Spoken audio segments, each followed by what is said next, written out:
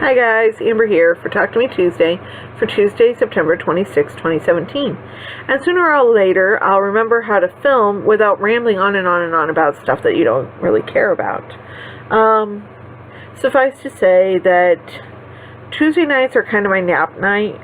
I come home from work, I'm usually tired from not sleeping the night before, and when I come upstairs, I have every intention of doing something, but I usually want to read a chapter of something that I'm reading or play a game of something that I play every day, and the next thing I know, it's, 3 hours later because I've completely crashed out on my bed.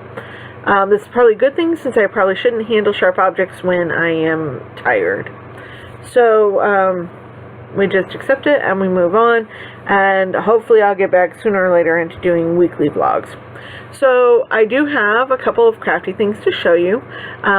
First and foremost, Rainbow Cascade. Jennifer gave us our second nudge into getting started with the Rainbow Cascade, and as you guys may remember, I'm doing mine slightly differently in the fact that I'm not going in the pattern order she suggested, because of how I cut my fabric. So I'm doing 4 of a color at a time. So since I'm doing 2 shades of each color, I'm doing all 4 similar, all 4 similar, all 4 similar. And so here's my second set. And these actually look much redder on the screen, I think. They're a little reddy orange, but I'm okay with that. I like orange. But this is my second red color to go with the cranberry ones that I had 2 weeks ago to show you. So I'm on track with that. That's a good thing. And then I did do some other crafting. A good friend of mine, his birthday was a couple weeks ago, and usually I make him a food item, but because I had the sinus infection / cold / whatever the hell it was, I didn't feel comfortable making food in my house for other people. So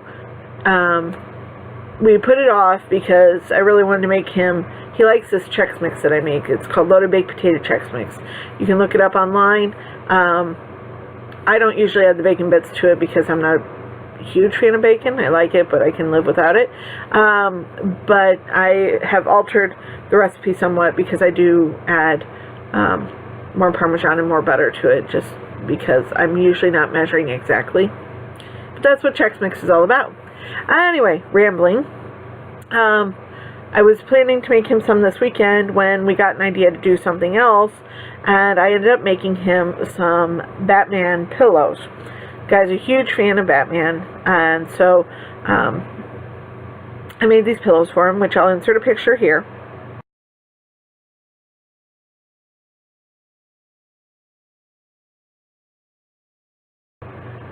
Because I was actually going to film on Monday to show them to you guys.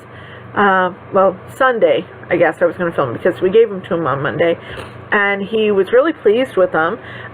He was like asking where we bought them, and Mom's like, yeah, they're not purchased in the sense that you're thinking. So those were great. Now my mom's got a couple other birthdays that happened at work, and so I'm going to make her some pillows for those, which is nice because it helps get my mojo back because they're quick and easy projects. So there's that. Then, what else? Tomorrow I've got a big day. Wednesday, today, whatever it is. We're tearing down my Cabbage Patch Kids display in the afternoon.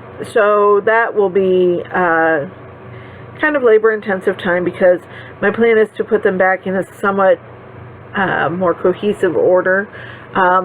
I'm also planning to do better documentation of who's in what box, because trying to find them for this display was a pain in the you-know-what. So there's that. It's probably going to take me a couple weeks to get them back home because the boxes they're in, I can only fit 3 in my car at a time, and even with 3 in my car, I still have like 5-6 days worth, maybe more, to get them in, and that's assuming I don't have my mom like come help me take them home one day, which I may yet do. What else? I may not do a video in 2 weeks, so I'll probably have to do one next week, because in 2 weeks I'm speaking at the statewide library conference on genealogy. So, and hopefully that's the last thing I have to do for like big projects for the year as far as speaking engagements and stuff. I'm hoping next year will be a little bit calmer. I do know I have one speaking engagement already for next year, but I'm hoping for one where I don't have, I think I've had 7 speaking engagements this year, which is a pretty big deal to me. Okay, ramble. But anyway, yeah, it's, guys, I have to tell you some, so as you know, I love DNA and I love testing people. And so I have tested everybody in my immediate family, my mom, my dad, my sister. I've tested my sister-in-law, even though we're not biologically related, because it was just fun and I wanted her to be part of my learning and education on this.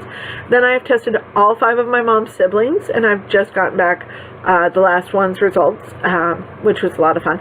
Then I have tested nearly half of my first cousins. I have tested, I'm just at half of, had my grandparents lived, I've tested half of their biological grandchildren. And when I told my aunt, whose results came in this week, about her results, she was very excited. Not only that, she asked me, well, she told me she wanted to test her other 3 kids. One of her kids has already tested for me. I'm waiting for the results on that. But she wants me to test her other 3 kids. She even offered to pay for them, which I don't do. I pay for the test myself, mostly because, 1, I'm a control freak. I like having control of the DNA, and 2, it is my hobby. So I pay for it. So I'll be waiting for a big sale so that I can get some more kits and send them off to my cousins. 2 of my cousins in South Carolina actually tested for me this week, so theirs will be going in a couple weeks. So yeah, we're just at half of my biological living family that I have left on my mom's side, having tested them. Then what I'm going to turn around and do next year is try and test the rest of my cousins that, let's see, with my aunt's 3, I have 1, 2, 3, 6 other cousins to test. So 9 cousins in total to test. So hopefully I can get those done within the next year. Then I want to actually test my dad's brother and sister, because I haven't done really anything on my parents' or my dad's side. But yeah, it's a lot of fun. I know a couple people have asked me questions about DNA, and I haven't gotten back to the comments, and I apologize for that. I just find it really, really fascinating. I have a lot of charts, and I make all these charts with, you know, who matches who at what levels, and it's a lot of fun to me. I like numbers. I can't help it. So, anyway, so there's that. That's me rambling for 8.5 minutes. I am so sorry, and I will talk to you guys next week. Bye.